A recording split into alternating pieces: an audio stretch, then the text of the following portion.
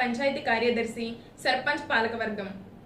బాపులపాడు గ్రామంలో పారిశుద్ధ్యంపై ప్రత్యేక దృష్టి సారిస్తున్న పంచాయతీ కార్యదర్శి ప్రసాద్, సర్పంచ్ కమలా కిరణ్, పాలకవర్గ సభ్యులు బాపులపాడు గ్రామంలోని రైల్వే స్టేషన్ సమీపంలో ఉన్న వాటర్ ట్యాంకులు శుభ్రం చేయించడం జరిగింది.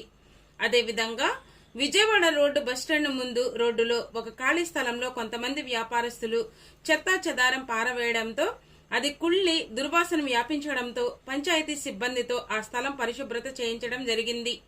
ఈ సందర్భంగా కార్యదర్శి ప్రసాద్ మాట్లాడుతూ గ్రామ ప్రజలు ఆరోగ్యంగా ఉండాలని ముందుగానే జాగ్రత్తలు తీసుకోవడం జరుగుతుందని, అందులో భాగంగా వాటర్ ట్యాంకులను శుభ్రం చేయించి బ్లీచింగ్ చల్లిస్తున్నామని, అదేవిధంగా పరిసరాలను పరిశుభ్రంగా ఉంచేందుకు చెత్తా చెదారం పడవేసిన స్థలాలను శుభ్రం చేస్తున్నామని అన్నారు.